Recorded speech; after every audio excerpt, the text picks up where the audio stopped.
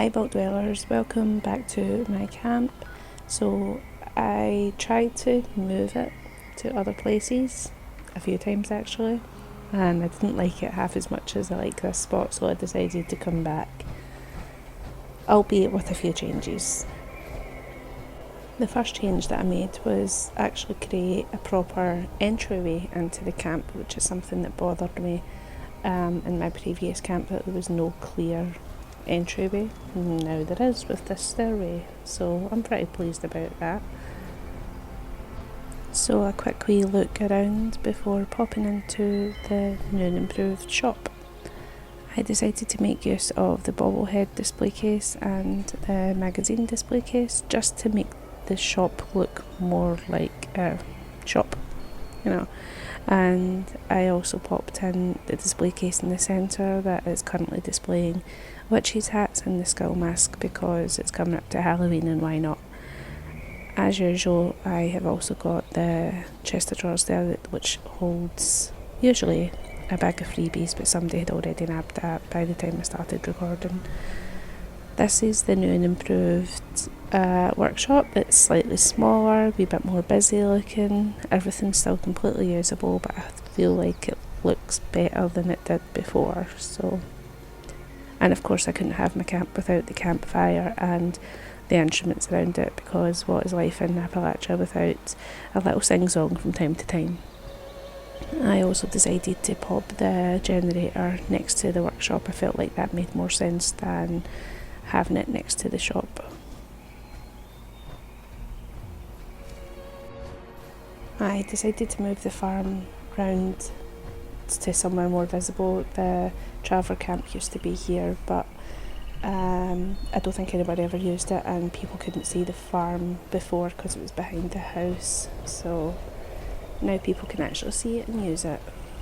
And I also upgraded the water purifier to the industrial size. So in the house, the layout is slightly different. The wee study area is where it used to be, but instead of the bedroom being to the side, it's now behind the kitchen.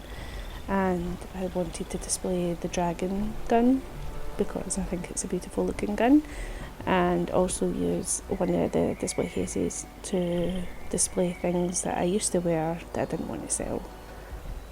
In the kitchen area, not much has changed apart from that fridge, which I'm still not entirely sure is worth the atoms, but I have it now, so it's fine. So like I say, the bedroom is behind the house, well, behind the living area now instead of to the side. This is taking up space where the farm used to be. I think it's a much better use of the space.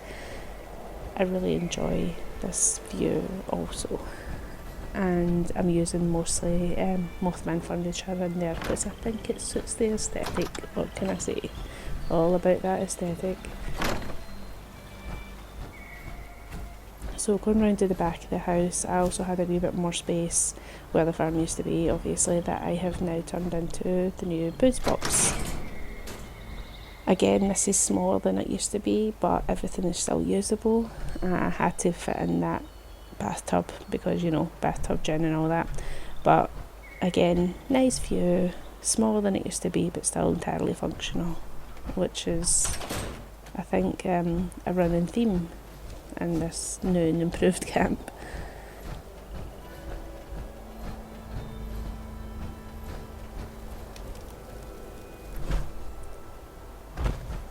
So I decided just to pop up on, I don't know why I'm jumping about everywhere, pop up on the roof and show you where the boundary lines are. As you can see from here, I've pushed everything sort of up against the boundary lines so that the camp itself can feel a wee bit more open, and I like that sort of look.